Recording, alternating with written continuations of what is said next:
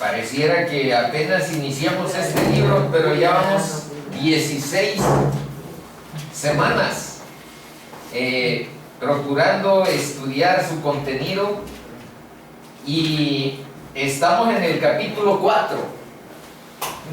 Esto es lo que vimos la semana anterior. Esto quiere decir lo que debe recordarse.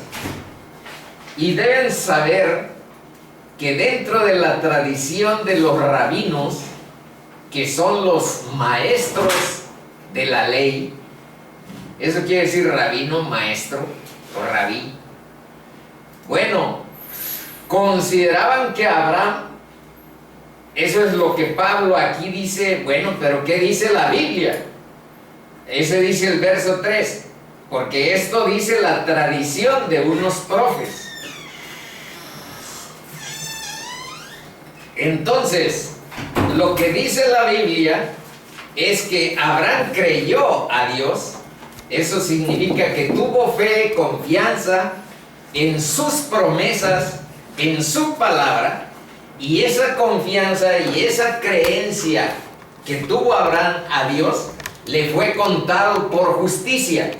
Esto que suena tan sencillo, uno lo aprende a caracterizar o lo aprende a dimensionar cuando entiendes lo que es la salvación de Dios.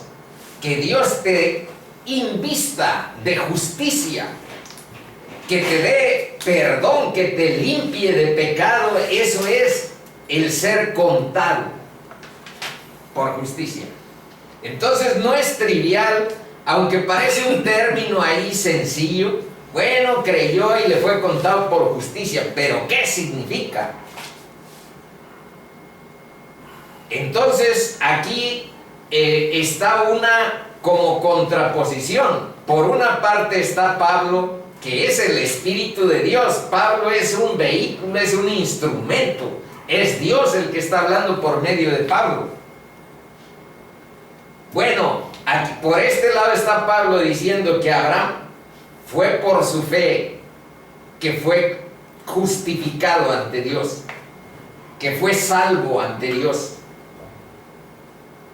Por una parte la Biblia, y por otro está la tradición de los rabinos, que decían que Abraham fue perfecto en todos sus tratos con Dios y obtuvo favor, obtuvo la promesa, obtuvo las bendiciones que la semana pasada ojeamos algunas,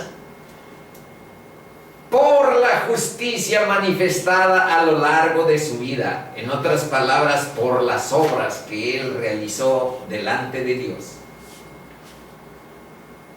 Y entonces, bueno, nosotros le tenemos que creer a la Biblia, no tanto a las tradiciones de los rabinos, porque si recuerdan, aún Cristo en algunas ocasiones dijo lo siguiente de personajes que lo trataban con asuntos ahí diversos.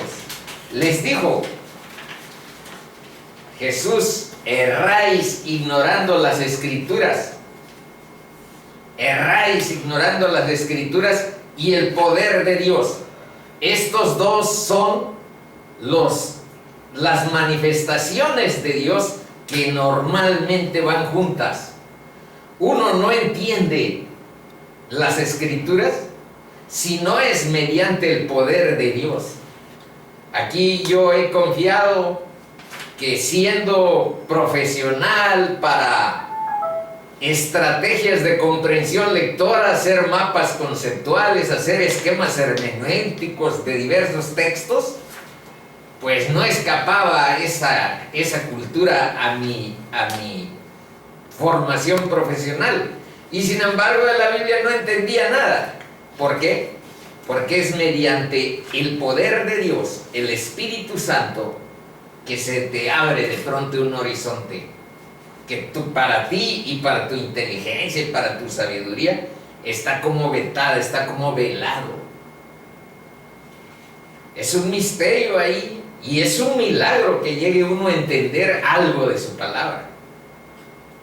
Bueno, entonces aquí hay una conclusión. Nadie puede en realidad ser justificado, salvado, glorificado por obras.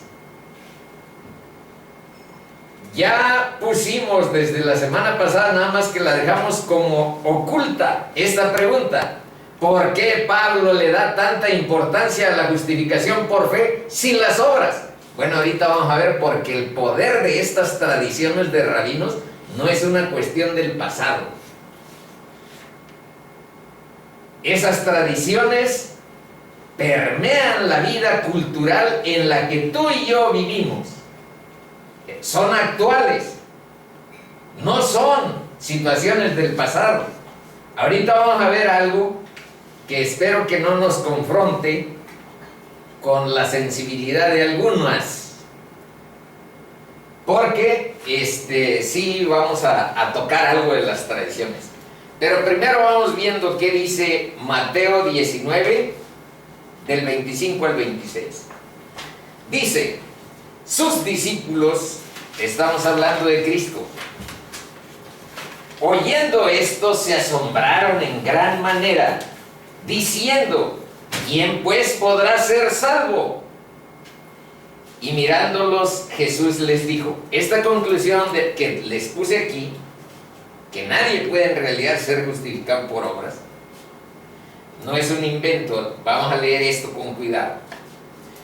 Le dijeron a sus discípulos: Señor, ¿quién pues podrá ser salvo? Entonces, mirándoles, Jesús les dijo: para los hombres esto es imposible. ¿Se fijan? Para los hombres esto es imposible, mas para Dios, que te regala la salvación, todo es posible, mediante la fe. Eso significa gracia por medio de la fe. Entonces es Jesús el que nos enseñó esta conclusión que aquí está en el análisis que estamos haciendo. Ahora vean algo que está en Jeremías 13:23. ¿Por qué razón esas obras no pueden tener un impacto en la justificación, en la salvación de las personas? ¿Por qué? Vean, mudará el etíope su piel. Bueno, Michael Jackson por poco y lo logra.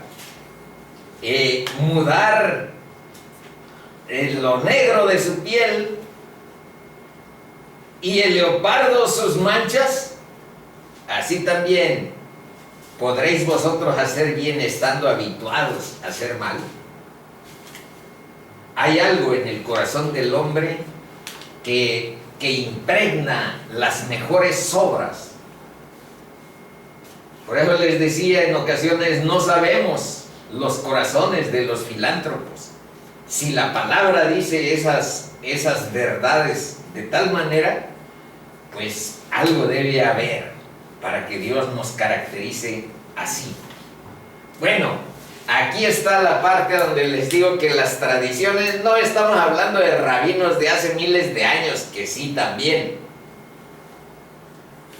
pero vamos viendo que esas tradiciones que se contradicen con la Escritura, porque esto que está aquí entre comillas se contradice fehacientemente con el versículo 3, porque aquí dice que Abraham fue justificado por sus obras, y aquí dice que fue justificado por su fe y por la gracia de Dios. Entonces vamos a ver a dónde están las tradiciones todavía vigentes y a veces en contra de lo que diga la palabra. Vean, voy a empezar a leer desde acá, desde los evangélicos. Dice: los evangélicos, y les diré, yo ni he buscado pertenecer así a una corriente protestante contra la Iglesia católica predominante, etcétera, etcétera. No ha habido ánimo contencioso de mi parte.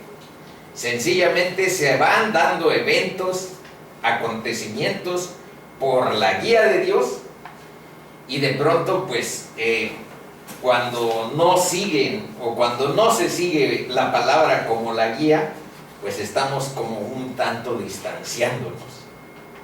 Y vean aquí lo que dice. Los evangélicos insisten en que la palabra purgatorio es una pura invención de los católicos y que ni siquiera se halla en la Biblia. Este nombre se halla en la Biblia. Nosotros argumentamos que tampoco está en la Biblia la encarnación, la palabra encarnación, y sin embargo todos creemos en ella. Tampoco está la palabra Trinidad, y todos, católicos y evangélicos, creemos en este misterio. Por tanto, su argumentación no prueba nada. Y esta página, que se llama catholic.net, es una página donde están muchos manifiestos, doctrina, etcétera, del Vaticano. Está en inglés, está en francés, está en Deutsch, alemán, y está en español. Y puedes hasta donar, si quieres aquí ponerle, ahí vamos a donar. También se puede. Pero ahora vean lo que dice este cuadro, por eso está destacado. Vean. Y lo hago sin el mínimo confrontación, porque aquí mi carnala sigue teniendo su corazón instalado ahí. Dice: en definitiva, el porqué de esta diferencia entre católicos y evangélicos es muy sencilla. La están explicando ellos, yo nada más lo estoy leyendo. Ellos solo admiten la Biblia. En cambio, para nosotros, los católicos, la Biblia no es la única fuente de revelación. Ahí sí, pues le tuve que poner un énfasis, porque eso es escalofriante. No es la única fuente de revelación. Nosotros tenemos la Biblia y la tradición. Y ahorita les voy a leer y ustedes van a descubrir que adelante hay otra fuente de revelación. Está la Biblia y está la tradición, pero ahora descubran cuál es la tercera. Dice: es decir, si una verdad se ha creído en forma sostenida e ininterrumpida desde Jesucristo hasta nuestros días, es que es dogma de fe. Y dogma de fe quiere decir que es una verdad consagrada, que ya no puede cuestionarse, cambiarse ni nada. Simplemente hay que sostenerlo. Eso quiere decir dogma de fe. Y porque el pueblo de Dios en su totalidad no puede equivocarse en materia de fe, porque el Señor ha comprometido su asistencia. Es el mismo caso de la asunción de la Virgen a los cielos.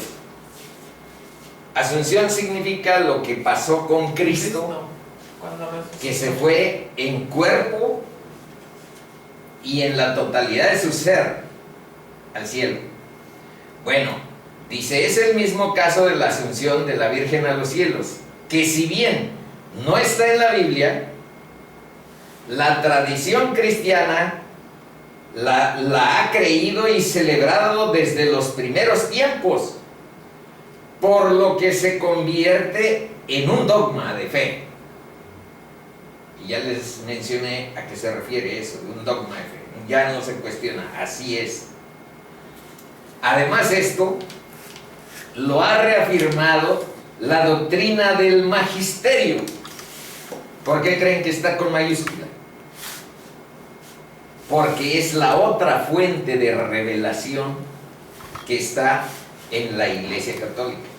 Entonces está la Biblia, está la tradición que ha venido a lo largo de los años, a lo largo de los siglos, y está el magisterio, que es el grupo de prelados, a donde están desde el Papa, los arzobispos, los obispos, los cardenales, todo eso constituyen algo que se llama el magisterio. Esto lo ha reafirmado la doctrina del magisterio durante aquí le faltó la palabra años, 2000 años de fe de la Iglesia Católica. Entonces, de pronto, es esta una parte que deja un poco una franja de separación. Aquí les puse un comentario, esto ya no corresponde a esto, a esta página. Este ya es un comentario mío. Dice, ser cristiano es seguir las enseñanzas de Cristo, basar nuestras acciones, actitudes, decisiones en sus principios y su verdad. Estamos hablando de la Biblia. ¿Por qué basarnos en los principios de Dios? Porque Él es el autor de todo lo que es justo y verdadero. ¿Por qué otro criterio? Porque Él nos creó para vivir bajo sus estándares de verdad. ¿Cuáles son los estándares de verdad? Los principios que están en la Biblia y que son sencillos y que son fáciles de entender, y como ven, no se trata de que tengamos alguna interpretación diferente. Sencillamente, como aquí ellos lo dicen, es que aquí se considera como una fuente de revelación también la tradición. Y Cristo ya nos había anticipado. Vean lo que dice Marcos 7, 7, 8, de que tuviéramos algo de consideración respecto a eso. Dice, en vano me honran enseñando como doctrinas mandamientos de hombres, porque dejando el mandamiento de Dios, os aferráis a la tradición de los hombres. Entonces, en algunas ocasiones, lo que termina siendo algo así como el criterio de máxima autoridad es la palabra de Dios. Y si tú has habituado tu relación con Dios habitualmente en oración a buscar en esa palabra el sustento de las cosas controversiales, entonces no puede haber pierde. Es Dios mismo el que abre su verdad a los hombres. Es Dios mismo el que nos enseña a caminar en su luz. Y es el Espíritu Santo el que no nos deja perder, extraviar en laberintos de opiniones humanas. Entonces, es siempre la palabra algo así como la suprema corte final de cuando se trata de cuestiones así que pudieran tener contraposición. Continuamos. Eso fue lo que vimos la semana anterior, y en esta página están los versículos que vamos a analizar hoy, pero no son nada más estos, porque aquí están del 9 al 12, estos solamente lo puse, por ahí está la raya, para que tuviéramos una referencia, porque aquí habla de, es pues, esta bienaventuranza, solamente para los de la circuncisión. ¿Es pues esta bienaventuranza solamente para los judíos o también para los que no somos judíos? Pero entonces, por eso les puse a qué bienaventuranza se refiere.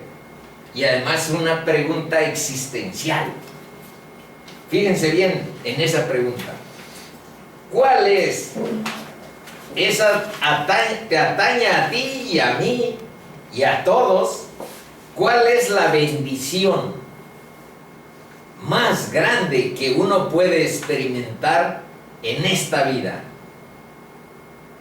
¿Cuál es la bendición más grande que uno puede tener que uno pueda alcanzar, experimentar en esta vida. Y eso es lo que vamos a analizar utilizando estos versos y utilizando la experiencia de David. La semana pasada exploramos algo de Abraham, pero no vimos algunos pasajes a donde Abraham llegó a Egipto y cuando se sintió como que su esposa era demasiado guapa y que podían en sus supuestos mentales llegar a quererla tanto que lo mataran, entonces encubrió la situación y mintió. Dijo que era su hermana, pero Faraón la quiso meter en su harem. Bueno, pues es tu hermana, pero pues está muy guapa. Y fue Dios el que la libró de las manos de Faraón. Entonces ahí uno. Y después frente a otro rey que se llama Abimelech, también cometió el mismo error. Entonces, eso está ahí en la Biblia, porque la Biblia cuando pone la biografía de uno de sus hijos, no los anda paseando, proyectando como quien hace la biografía de Zapata, de Juárez, de otros personajes históricos, que buscan las cosas positivas y buscan proyectarlos como grandes ejemplos morales, para que los lectores digamos, oh, qué grande fue Juárez, oh, qué grande fue Zapata. En la Biblia no está así. Si andas buscando en que Abraham sea un modelo de rectitud, en la Biblia vas a encontrar que está desnudo, con sus errores y con sus miserias. Y ahorita vamos a ver algo de la biografía de David. Y también vas a encontrar que la palabra de Dios es la verdad. Y sus siervos, hablo de Abraham, hablo de David, tal y como fueron sus vidas, así los trata la palabra de Dios, con verdad. Por eso es la palabra de Dios. Bueno, leo. Es pues esta bienaventuranza para los judíos o también para nosotros los gentiles, porque decimos que a Abraham le fue contada la fe por justicia. ¿Cómo pues le fue contada? ¿Estando en la circuncisión o en la incircuncisión? Ahí puede uno rápido entender que fue 14 años después de que Dios lo justifica, de que Dios lo usa, de que Dios lo salva, que Dios le dijo, ahora como señal, circuncídate y circuncida a Ismael, que para entonces tenía 13 años, el chavito que tuvo con Agar. Esa parte quién sabe si la recuerden, porque esa sí la leímos la semana pasada. No en la circuncisión, sino en la incircuncisión le dio Dios esa justicia. 11. Y recibió la circuncisión como señal, como sello de la justicia de la fe que tuvo estando aún incircunciso, para que fuese padre de todos los creyentes no circuncidados, a fin de que también a ellos la fe, y aquí está hablando de ti y de mí, dice, a fin de que también los gentiles, la fe nos sea contada por justicia, le sea contada por justicia.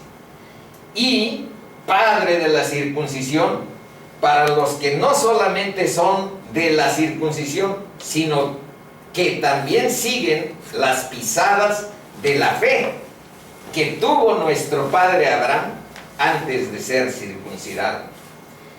Y aquí les puse este esquema. Dios ha dado dos principios y dos medios, la ley y las obras, pero también ha dado para salvación la gracia y la fe, por medio de la fe. Más o menos se puede ver así.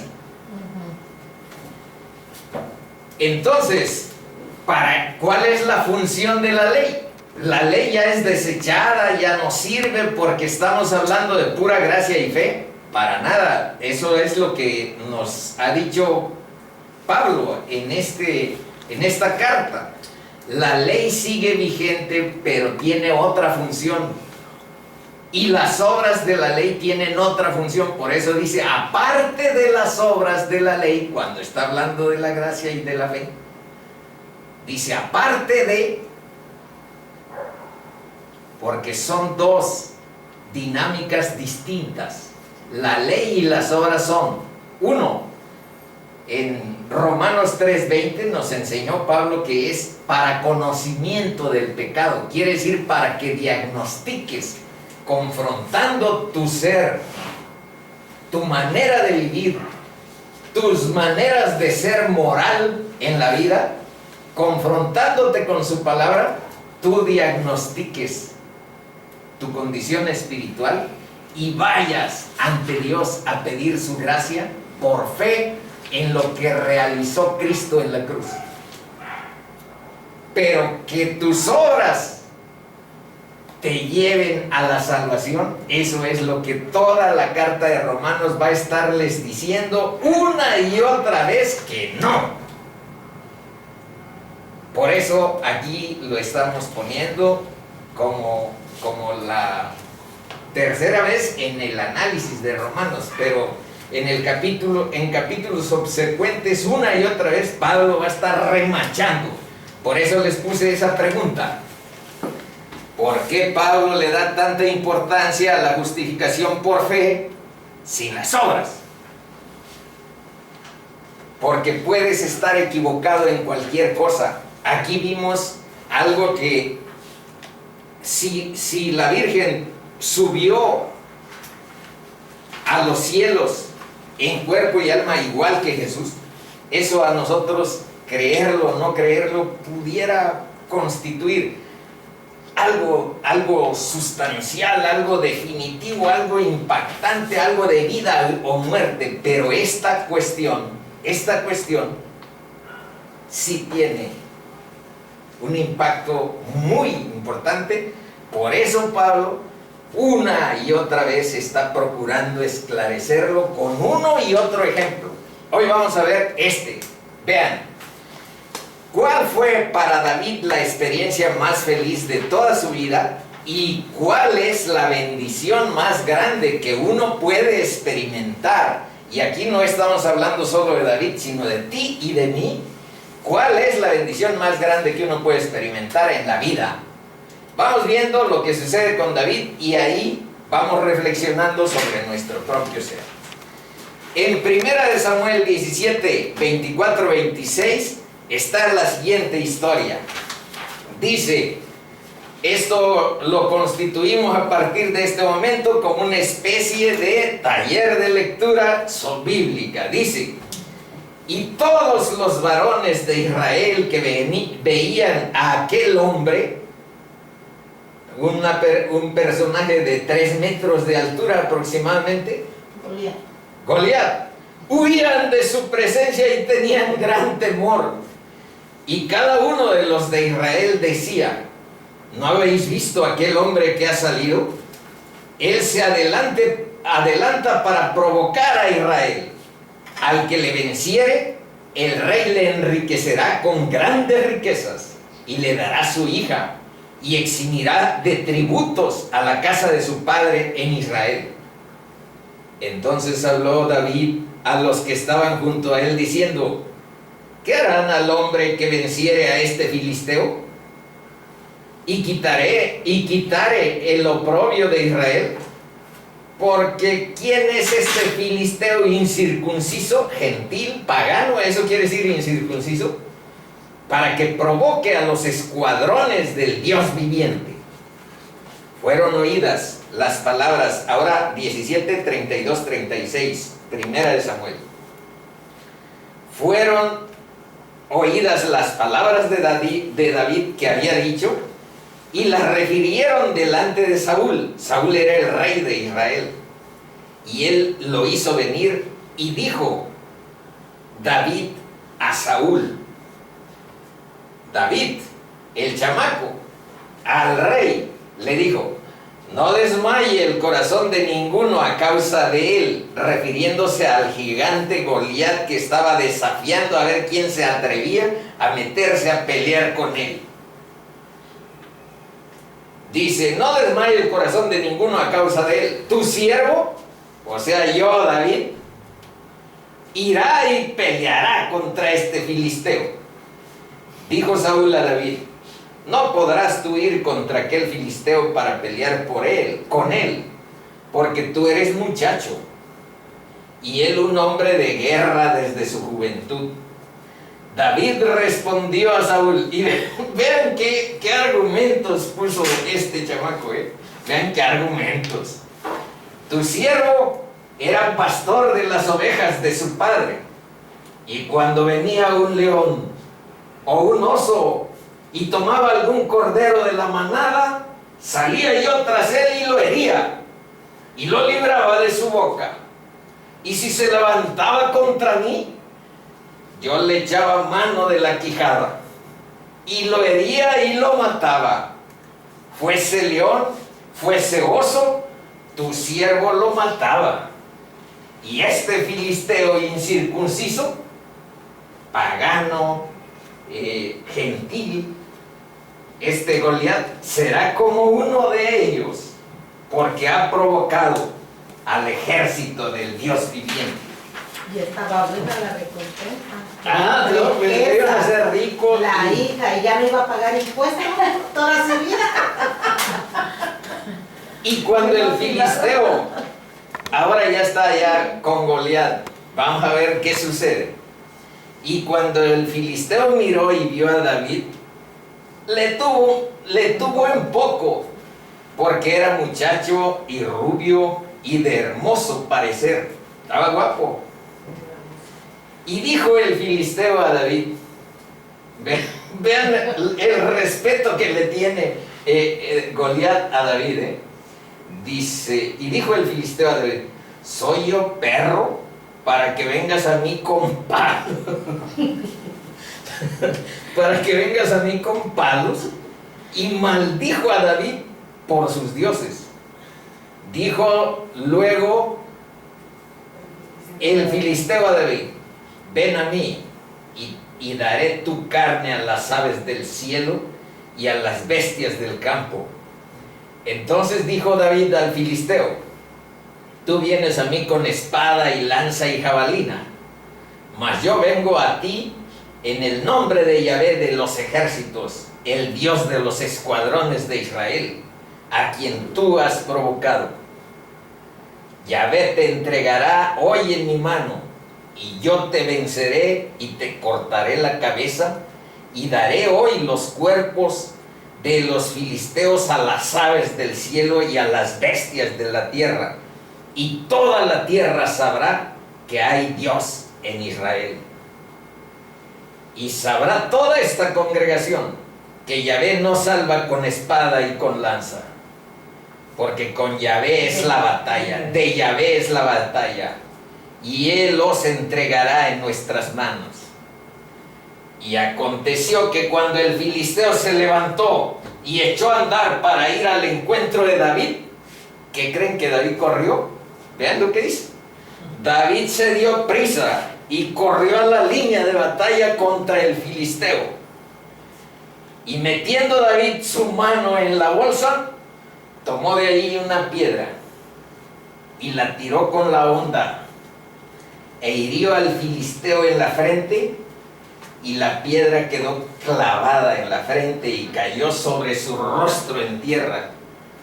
Así venció David al filisteo con honda y piedra, e hirió al filisteo y lo mató sin tener David espada en su mano.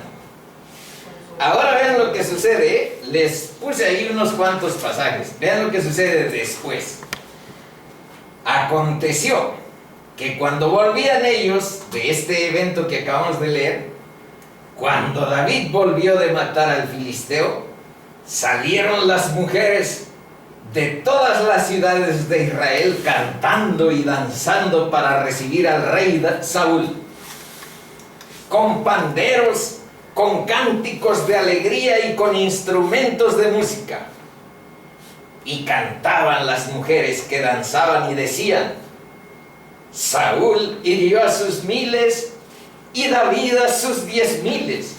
Y eso no le gustó a Saúl porque lo minimizaban delante de este chamaco.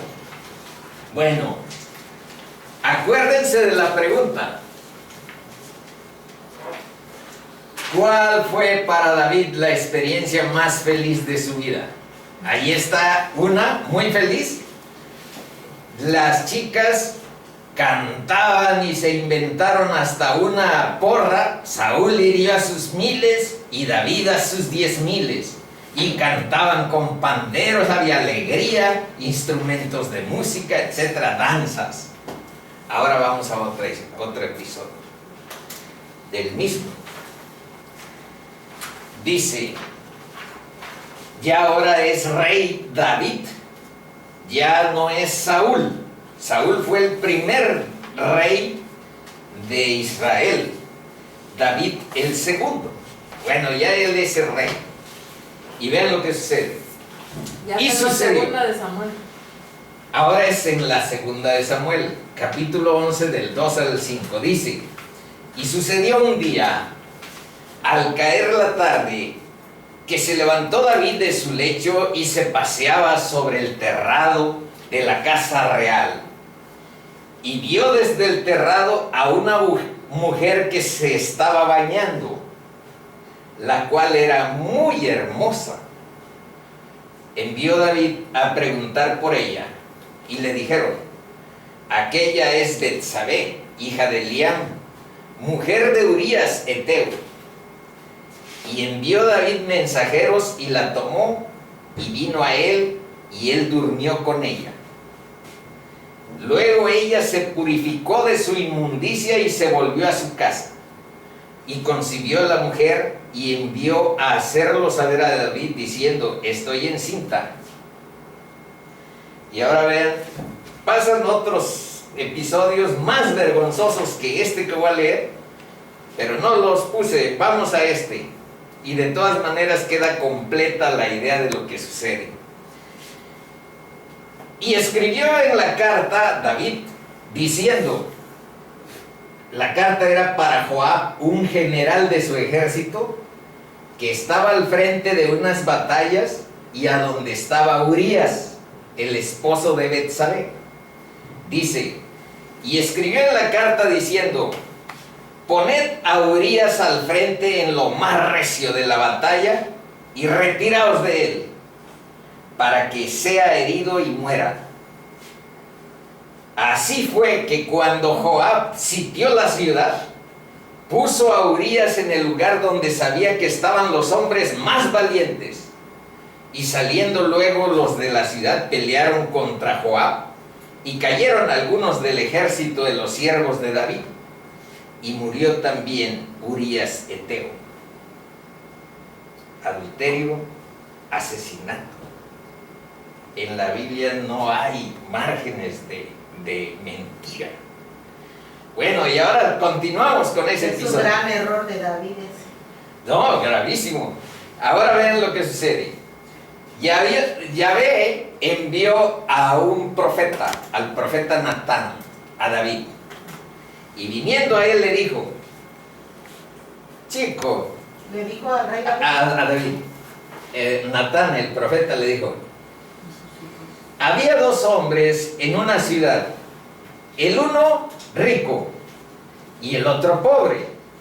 El rico tenía numerosas ovejas y vacas, pero el pobre no tenía más que una sola corderita, que él había comprado y criado y que había crecido con él y con sus hijos juntamente, comiendo de su bocado y bebiendo de su vaso y durmiendo de su seno.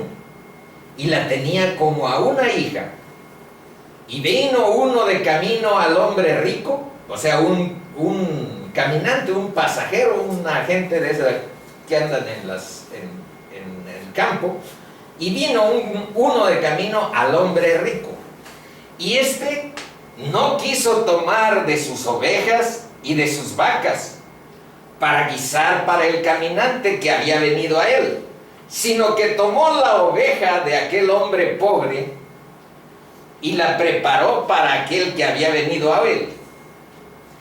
Entonces se encendió de furor, el furor de David en gran manera contra aquel hombre, y dijo a Natán: vive Yahvé que el que tal hizo es digno de muerte. Página que sigue. Entonces dijo Natán a David: tú eres aquel hombre. Tú eres ese hombre. Oh. Tú eres.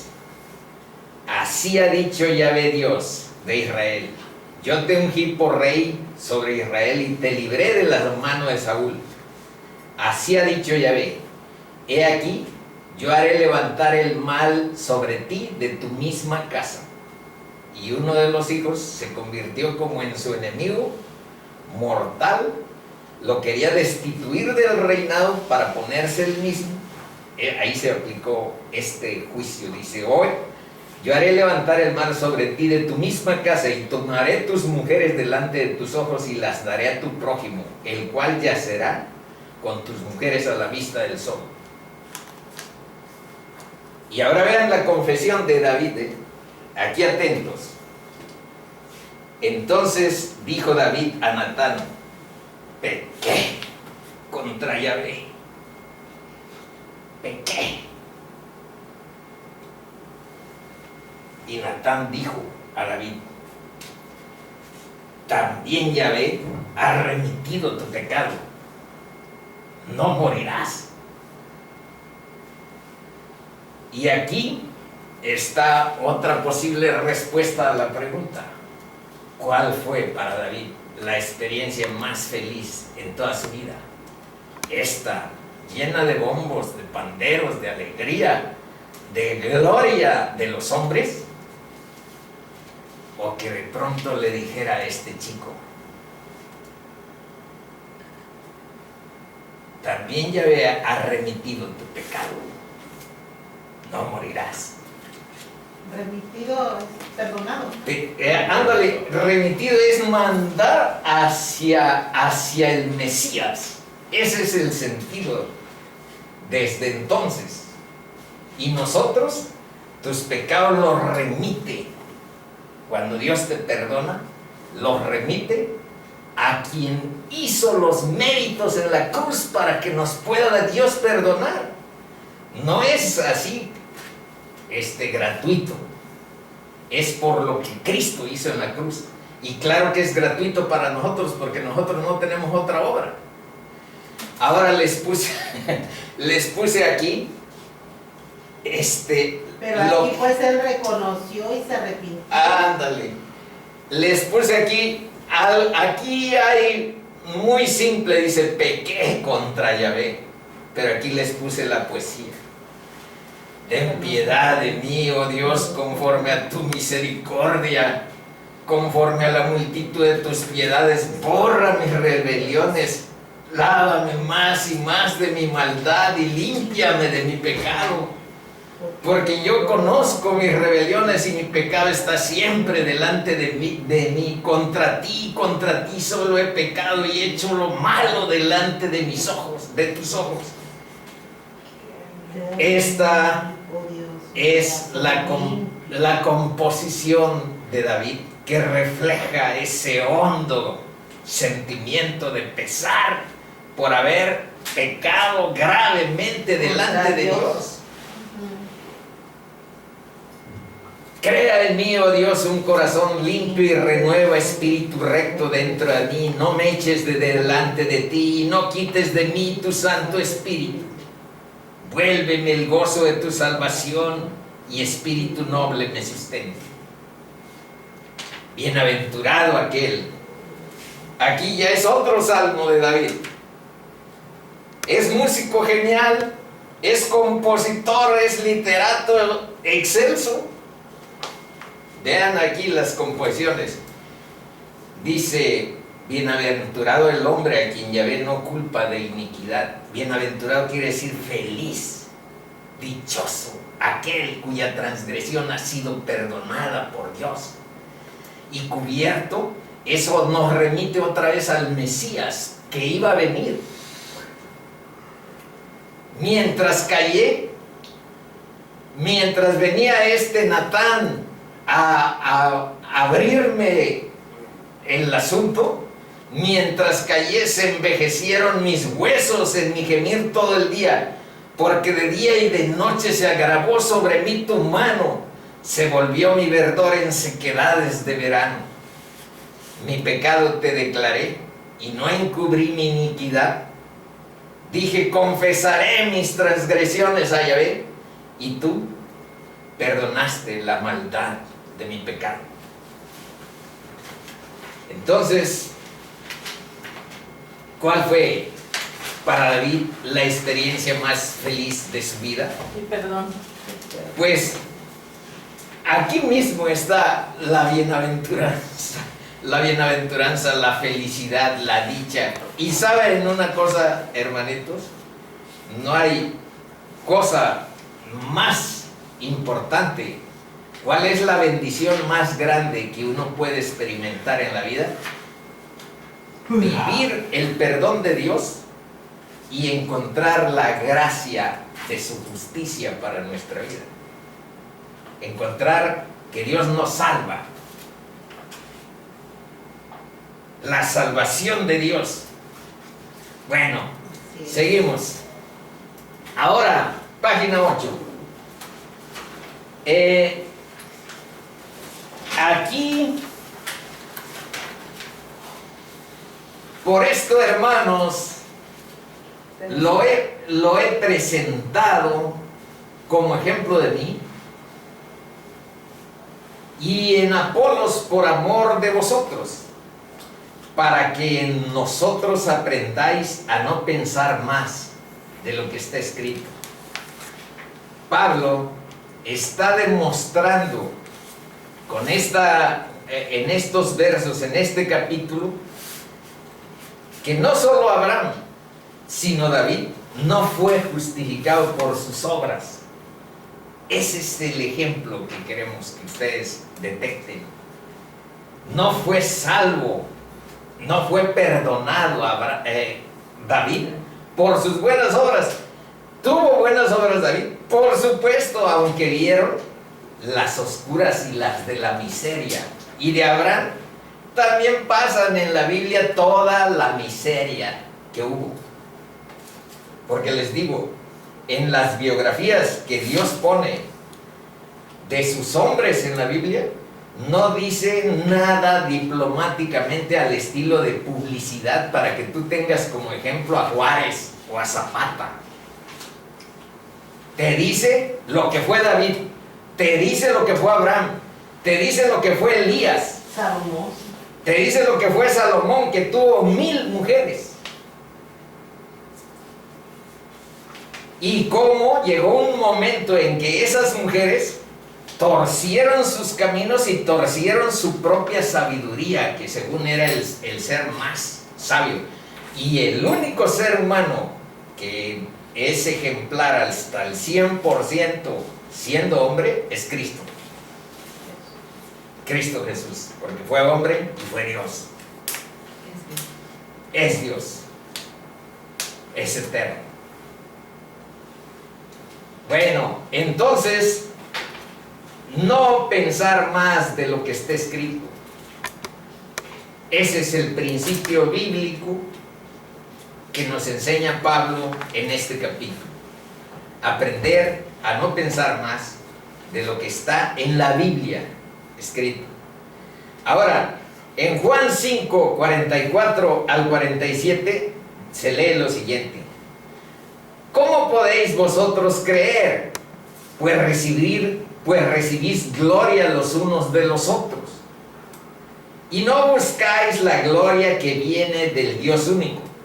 Hagan de cuenta que David se hubiera quedado estacionado entre los grandes aplausos y la música y el reconocimiento de esas chicas que decían, y David a sus 10,000. Dice, no penséis, no buscan, cuando buscan solo el reconocimiento de los demás sin lo que Dios dice, es extravío. No penséis que yo voy a acusaros delante del Padre, dice Jesús. Hay quien os acusa, Moisés, en quien tenéis vuestra esperanza. Porque si creyeseis a Moisés, me creeríais a mí, porque de mí escribió él. De mí escribió él. Pero si no creéis a sus escritos, en la misma lección de Pablo, que Pablo aquí nos está refiriendo, Cristo también la utiliza aquí. Si creyerais a Moisés, me creeríais a mí, porque de mí escribió él. Pero si no creéis a sus escritos, si no creéis lo que está escrito, ¿cómo creeréis a mis palabras? Si fueran buenos discípulos de Moisés, serían discípulos de Cristo. Ahora, rápidamente, ¿a dónde está lo que Moisés